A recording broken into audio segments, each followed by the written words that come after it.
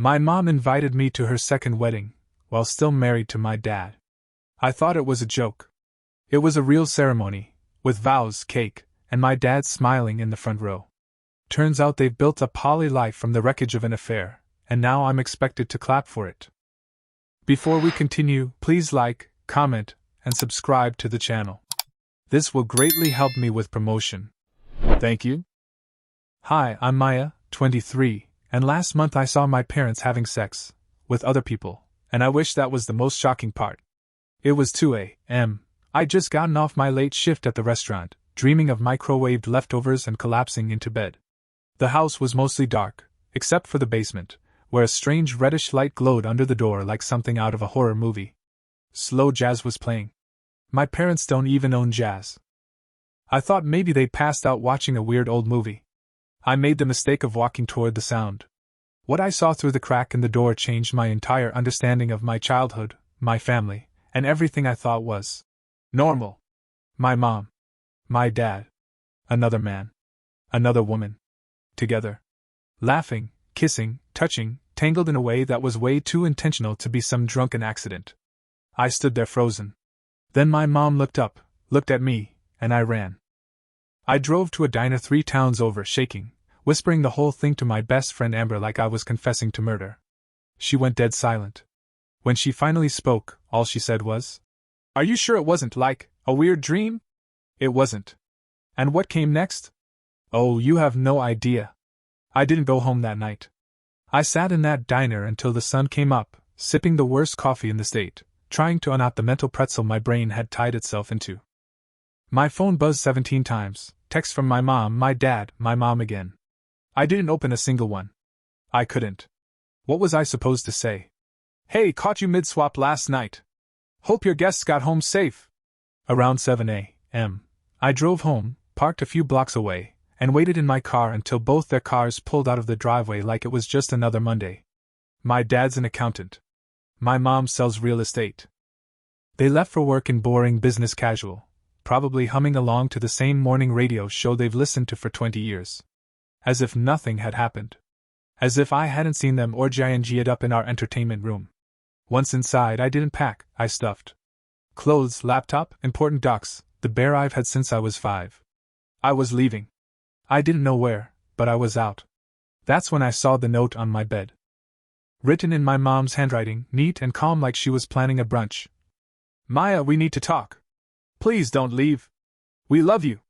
This doesn't change who we are as your parents." Excuse me?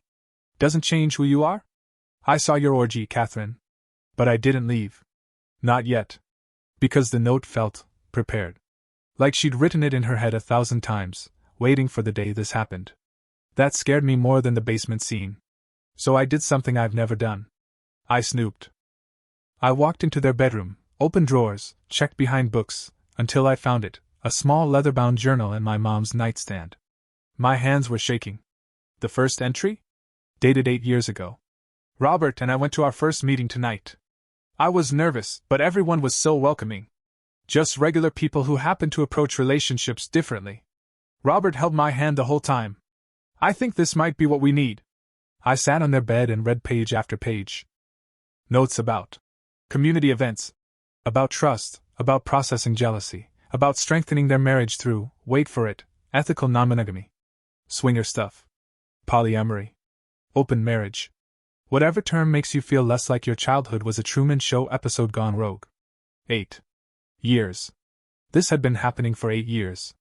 Tyler and I were upstairs doing homework while they were downstairs hosting. My entire life had been a lie. And yet somehow, it was only just beginning to unravel. I didn't sleep that night. Not a wink. I just lay there on Amber's couch, staring at her ceiling fan spinning in lazy circles, thinking about every childhood birthday party, every PTA meeting, every family game night that may have been sandwiched between sex parties and community events. In the morning, my phone buzzed again. My mom. Again. "Please meet me for coffee. There's more you need to understand." I didn't want to. But curiosity? That's a mean little beast. We met at the Starbucks halfway between Amber's place and home. My mom looked tired, like mascara in the corners, slept in her makeup tired. She clutched her coffee like it was a life preserver. I want to tell you the real reason we started this, she said. And then she dropped another bomb. Your father had an affair. 14 years ago. With a coworker. It lasted 6 months before I found out. My brain short-circuited. What? I almost left. She continued, voice calm like she was explaining an algebra problem. I packed a bag. I met with a divorce attorney. But then we went to therapy. Therapy. Of course. It always starts with therapy. Our therapist introduced us to the idea of ethical non-monogamy. We didn't jump in. It took us 3 years to even consider trying it. But once we did, it worked. I just sat there, mouth open, slowly becoming one with my chair. I'm telling you this because I don't want you to think we're impulsive or reckless. We thought about it. We researched. We worked through it together. It saved our marriage, Maya. It saved us. I didn't know what to say. Part of me wanted to scream, you could have just gotten a divorce like normal people. But another part of me, an uncomfortable, evolving part, was wondering if maybe, that was the point. So I started testing the waters. Came home for dinner. Watched them. How they touched each other's backs gently while passing in the kitchen. How they still shared that weird smirky laugh at Dad's terrible puns. They weren't lying about loving each other. But then? I met Jessica. I was in the frozen food aisle, stacking ramen into my cart, when a woman about my mom's age approached. You're Maya, right? Catherine's daughter? I froze. Yeah. I'm Jessica. A friend of your parents'. The way she said it? Like that kind of friend. And I was right. 3 days later, I met her for coffee. She was nice. A high school English teacher. Married for 25 years. 2 kids in college. She looked like a woman who ran the PTA. I'm not here to convince you of anything, she said. I just thought you might want to talk to someone who understands. And we did. For 2 whole hours. She answered everything. How it works. The rules. The boundaries. The emotions. She wasn't weird. She wasn't pushy. She was just honest. I left more confused than ever. Because now I wasn't just mad at my parents. Now I was mad that maybe, they weren't crazy after all. I was still trying to untangle my feelings about Jessica when the next bomb dropped. Tyler found out. It wasn't supposed to happen that soon. I thought we had more time to slowly, gently, maybe never ease him into the "Hey, our parents are polyamorous swingers with color-coded calendars" conversation. But I came home one night and there he was. Sitting in the living room. Pale. Silent. My mom and dad on either side of him like reluctant contestants in a game show no one wanted to win. We told him. My mom said softly. Tyler turned to me. Is it true? I sat down slowly, trying to hide the tremble in my hands. Yeah, I said. It's true. He blinked. How long? My dad took a breath, ready to repeat the same story I'd heard. Affair, therapy, research, decision. He laid it all out while Tyler stared at the coffee table like it had betrayed him personally. When my dad finally said, "We did it to stay together," Tyler stood up so fast the lamp wobbled. I need to go. Tyler. My mom reached for him. No. He backed away. I need space. He was gone before the door finished swinging shut. The house was too quiet after. The kind of quiet that makes you hear your own heartbeat. Why did you tell him? I asked. My dad sighed. Because you were right. We can't protect him forever. But it didn't feel brave. It felt like setting off a grenade and hoping the shrapnel misses your favorite kid. 3 days passed. Tyler didn't come home. He ignored most of my texts, replying only once with a curt, "I'm okay.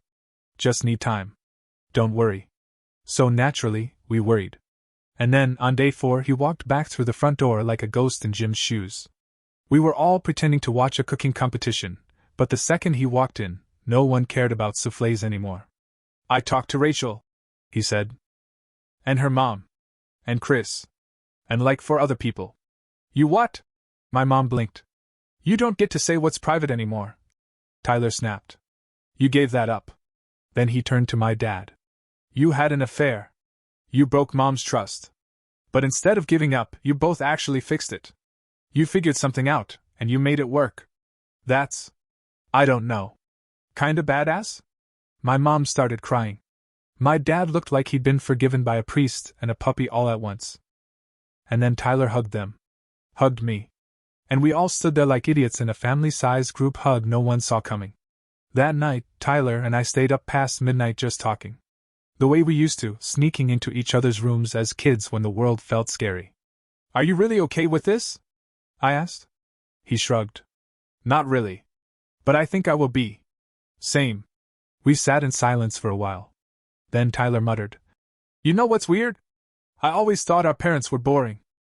Like aggressively, painfully boring." I laughed. "Turns out they're the most interesting people we know."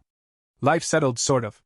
There was a new rhythm in the house now, one where phrases like, "David's stopping by later," and "Your dad's staying over at Alexis's," were said with the same tone as, "We're out of milk." Casual. Calm. Insane. And just when I thought I was adjusting, just when movie nights and pancakes and phone calls started feeling normalish again, my mom knocked on my bedroom door one evening. "I need to tell you something else," she said, sitting at the edge of my bed like she used to when I had nightmares. I stared at her, heart pounding. "What now? Are you a secret magician? A cult leader? Do you eat cake with ketchup?" She smiled, but it didn't reach her eyes. "Your father and I are expanding." My eyebrows practically flew off my face. "Expanding what, exactly?" "Our marriage," she said. "We're going to start seeing people individually, not just together." I blinked. "So, you're getting divorced but like with spreadsheets?" She winced. "No. We're still married. Still committed. Just opening up more space. For other connections." "Do you already have someone?" She hesitated. "His name is David." "Oh my God! The David? The one you met in the kitchen, yes?" I stared at her. "You've been seeing him alone?" "For a few months. With your dad's full knowledge and support." "And Dad?" "He's seeing a woman named Alexis. She's married. Her husband knows." I sank back into my pillows. "You've both been dating other people and just forgot to mention it. We didn't want to overwhelm you." "Too late, Mom." That night, I ranted to Amber on the phone for over an hour. She listened quietly, then said, "Maybe it's not about them doing something wrong. Maybe it's about you realizing your parents are people. I don't want them to be people. I want them to be parents." "Yeah, well. Too bad. Welcome to adulthood." I hated how right she was. A few weeks passed. I started to see it more clearly, the way my parents had crafted something that somehow worked for them. Weird, yes. Uncomfortable, yes. But also, kind of impressive. And then, on a random Saturday morning when I thought I was home alone, I came downstairs in my pajamas and nearly passed out.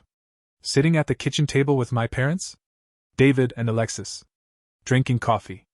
Laughing. Like it was brunch after church. My mother turned pale. "Maya, I thought you were staying at Amber's." "Changed my mind," I said coldly. "Clearly I'm not the only one." David stood and smiled. "Nice to see you again." I stared at him. At Alexis. At this Twilight Zone tableau of polyamorous pastries. They left quickly, sensing the tension. My parents and I stood in silence. "You brought them here," I finally said. "Into our house. This is their house too now," I added, voice shaking. "They're our partners, Maya," my mom said gently. "They're part of our lives." I grabbed my keys and left, again. This time, I went to the park. The one with the old swing set where I used to beg for pushes until I could touch the clouds. I sat on that swing, legs too long now, and called someone I hadn't expected to call again. "Jessica. Can we meet?" I asked. And once again, she said yes. Jessica met me at the same coffee shop as last time. She was wearing a Teacher Y cardigan and had a tote bag that said Books Before Brothers. She looked exactly like someone who'd give you a pop quiz and a homemade muffin on the same day. I poured everything out, the kitchen coffee ambush, the casual use of the word partners, the way my dad had kissed Alexis on the cheek before she left like it was normal. Jessica just listened, nodding gently like she'd heard it all before. "I keep waiting for this to feel less unhinged," I said, cradling my latte like it was therapy. She didn't flinch.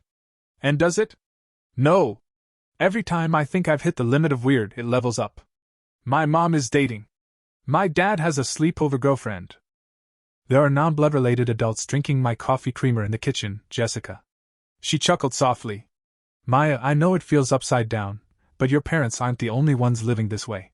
There are thousands of us in these kinds of relationships, professionals, parents, neighbors. We just don't broadcast it. I feel like I'm in some secret club I never asked to join. I muttered. Jessica leaned in. Let me ask you something. When you were a kid, did your parents love you? Yeah. Of course. Did they show up for you? Support your goals? Keep you safe? I nodded. Do they still? I paused. Yeah, they do. She smiled. Then nothing's changed. You just learn that your parents are humans before they're parents. Messy, flawed, passionate humans who built something unconventional, but with intention and honesty. That's not dysfunction. That's design. I sat with that. It wasn't the answer I wanted, but it was the answer I needed. Later that night, I got home and found Tyler in the living room, headphones on, watching something dumb on YouTube. He looked up when I walked in. I heard about the great kitchen incident, he said. Dad told me you ran out like the house was on fire. It was on fire, I said. Metaphorically. He shrugged. I mean, yeah. Weird. But also kind of inevitable. I dropped onto the couch next to him. How are you so chill about this? I'm not. I just decided I'd rather adapt than explode. I snorted. Wow. Look at you. Emotionally evolved Tyler. He nudged me. You should have heard Rachel when I told her. She was like, wait. So your parents are poly? And then she fist bumped me like I was personally responsible. Oh God. It's funny, he said. I used to think I knew everything about them. Like we were the default American family. Mom packs lunch, Dad fixes sprinklers, nobody cheats, nobody lies. Same. And then boom. Swingers in the basement. I laughed. I couldn't help it. The next morning, I woke up to an email from my mom. The subject line said, please read this before you react. So, of course, I opened it with my whole body clenched like a fist. Inside was an invitation. To a commitment ceremony. Between her and David. It's not a wedding, the email said. It's a celebration of the relationship we've built. A way to honor what we mean to each other. Your dad supports this fully. Alexis will be there too. We would love for you to attend. But there's no pressure. I sat at my desk, staring at the screen. A ceremony. For a man who was not my father. While still married to my father. With my father attending. I showed it to Amber that night while we shared a pizza on the floor of her living room. They're asking me to come to her other wedding. Amber took a bite of pepperoni and said, yeah. That's a lot. What do I even wear to that? Do I clap? Do I cry? Do I stand up and yell I object like in the movies? She chewed. You go. You observe. You survive. Maybe you learn something. Learn what? That my mom has better relationship management skills than I do? Amber gave me a look. Honestly? Yeah. I sat with that. The truth was, deep down, I was curious. I wanted to see if this was really what it looked like. If this community, these connections, this whole lifestyle was just performative chaos or something that actually worked. So I said yes. The ceremony was held in a small rented garden venue on the edge of the city. It was actually beautiful. Tasteful decorations. String lights. No wedding dresses, no tuxes. Just a lot of smiling, hand-holding, and people who looked way too emotionally mature to be this comfortable. I spotted Jessica and Marcus. Alexis and her husband. My dad, seated front row, smiling. Tyler and Rachel beside him. Amber beside me, whispering observations like, that lady looks like she leads HR trainings but also owns a whip collection. Then David stood at the front. And when my mom walked toward him, he looked at her like she hung the damn moon. They read vows, nothing religious, nothing legal. Just words about mutual support, honesty, gratitude, and the ability to love fully without limitation. At one point, my dad wiped his eyes. So did I. Afterward, there was cake. Of course, there was cake. I talked to a woman named Monica who had lost her husband 2 years earlier and found solace in this community of people who didn't expect her to move on in a straight line. I talked to a couple named James and Patricia who had been together 43 years and said polyamory gave their retirement a second wind. I kept looking for cracks, awkward silences, jealous glances, tension. But I didn't see any. Just a bunch of people loving each other in a way I'd never been taught was possible. Toward the end of the night, my mom found me by the dessert table. Thank you for coming, she said. It means everything. I still don't understand all of this. I admitted. You don't have to, she said. You just have to know that I love you. And your dad loves you. That part hasn't changed. And it never will. I nodded. And for the first time since this whole bizarre chapter began, I believed her. 3 weeks after the ceremony, I moved out for real. Not in a blur of panic and duffel bags, but in broad daylight, with cardboard boxes, 3 trips in my Honda, and Tyler helping me carry a desk down the front steps while muttering, "Why do you own so many mugs?" I was moving into a 2-bedroom apartment with 2 other girls, waitresses like me, figuring out city life one broken showerhead and gas bill at a time. My mom cried when I left. My dad helped adjust the trunk latch on my car. And for once, I didn't feel like I was fleeing a burning house. I felt like I was actually leaving home on purpose. Tyler stuck around after unloading, and as we sat on my new floor eating cheap Thai food straight from the containers, he asked, "Do you think we'll ever have normal relationships? Like after all this?" I stared at my chopsticks. What's normal, even? Monogamy? Secrets? People pretending they're okay just to keep the peace? He grinned. Wow, someone's been reading self-help blogs. I nudged his knee. Maybe normal is just whatever works. The funny thing is, my parents do still work. They call me a few times a week. They show up for our Sunday dinners. My dad texts me puns that make me groan so hard my roommates think I'm in pain. My mom still sends me articles she thinks I'll like, even if they have slightly too graphic titles like Love, Lust, and Logistics, Managing Multiple Relationships with Grace. David and Alexis are still in the picture. Sometimes my mom spends a few nights a week at David's place. Sometimes my dad takes Alexis to concerts and sends us selfies with blurry stage lights and captions like, "Still hip, still alive." Tyler and I know when community nights are happening, we just don't go home those evenings. It's an unspoken rule. Boundaries matter. But the love? That stayed. A few months ago, my mom called and said she and David were thinking of co-buying a cabin in Vermont. Just for weekends, she assured me. Your father's on board. He and Alexis are thinking of doing something similar near the coast. And somehow, that made sense. Like everything else in this wild saga, it made a strange, unpredictable kind of sense. Then, last week, I was at dinner with someone new. A guy named Theo. We'd been seeing each other for about a month, nothing serious yet, just casual dinners, shared desserts, and long walks that turned into longer conversations. We were sitting outside at a little Italian place when he asked, "So, what's your family like?" I paused, fork halfway to my mouth. And for the first time, I didn't flinch. "They're unconventional," I said with a smile. "But happy. They taught me that love doesn't always look the way you expect it to." He didn't even blink. "Cool. My mom's on her 3rd marriage and my dad thinks therapy is a government plot. So, honestly, your parents sound pretty evolved." And that was the moment I realized I wasn't ashamed anymore. I wasn't confused. I wasn't angry. Not really.